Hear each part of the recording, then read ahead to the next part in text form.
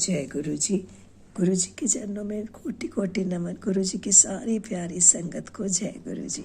संगत जी, हम लेके आए हैं आपके लिए रुद्र संहिता, और रुद्र संहिता में हम पढ़ रहे हैं जी पार्वती खंड, तृतीय खंड।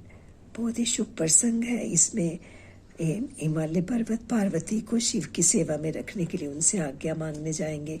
और हमारे चल रहे हैं जी पवित्र नवरात्रे, तीसरा नवरात्रा। और संगत जी, गला मेरा बहुत ख़राब है और तबीयत बिल्कुल ठीक नहीं लग रही, पर मुझे ऐसे लगा कि आप सब वेट कर रहे होंगे पाठ की, तो पाठ तो करना ही चाहिए।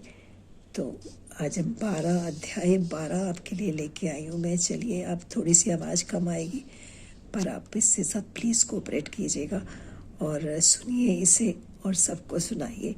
चलिए स्टार्ट करते हैं। आइए गुरु जी से आज्ञा ले ले। संगत जी, मेरे साथ आप भी बोलिए, ओम नमः शिवाय। शिव जी सदा सहाय। ओम नमः शिवाय। गुरु जी सदा सहाय। तन तन गुरु जी। लख सोवरी शुक्राना गुरु जी। शुक्राना शुक्राना शुक्राना। सारी प्यारी संगत का आप कल्याण कीजिए और सबकी झोलियां भरते रहें गुरु जी। आइए स्टार्ट करते हैं संगत जी। हिमवान का पार्वती को शिव की सेवा में रखने के लिए उनसे आज्ञा मांगना और शिव का कारण बताते हुए इस प्रस्ताव को अस्वीकार कर देना। ओम नमः शिवाय। ब्रह्मा जी कहते हैं, नारद तदंतर शैलराज हिमालय उत्तम फल फूल लेकर अपनी पुत्री के साथ हर्षपूर्वक भगवान हर के समीप गए। वहां जाकर उन्होंने ध्यान परायण त्रिलोकीनाथ शिव को प्रणाम किया और अपनी अद्भुत कन्या काली को हृदय से उनकी सेवा में अर्पित कर दिया।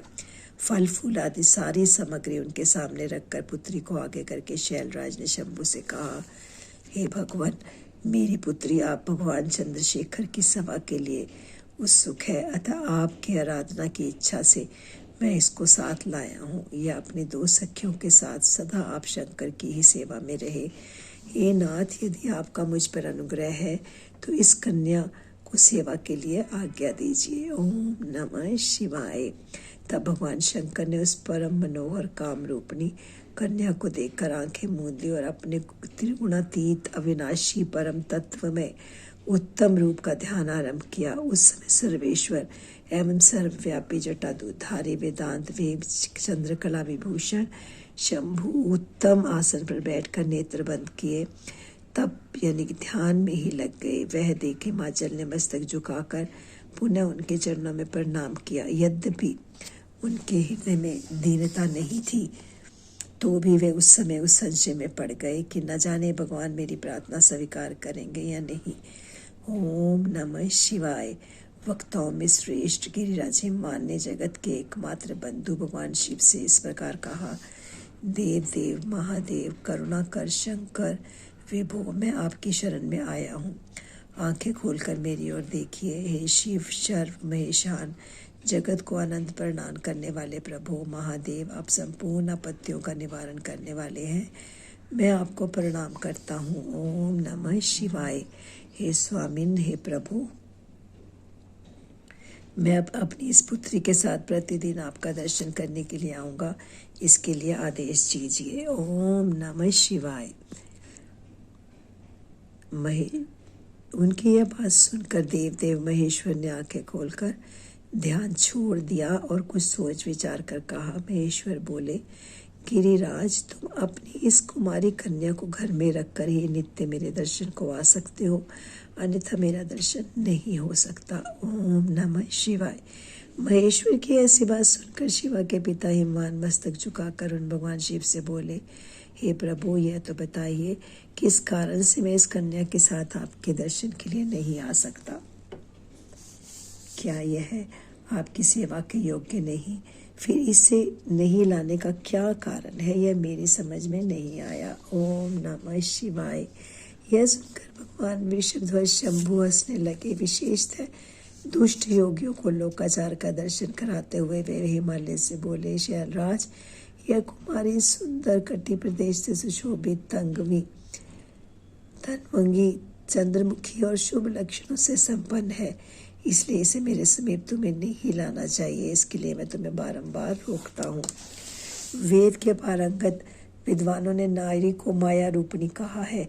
विशेषतः युवती स्त्री जो तो तपस्वी जनों के तप में विघ्न डालने वाली ही होती है। गिरिश्रेष्ठ, मैं तपस्वी, योगी और सदा माया से निर्लिप्त रहने वाला हूँ।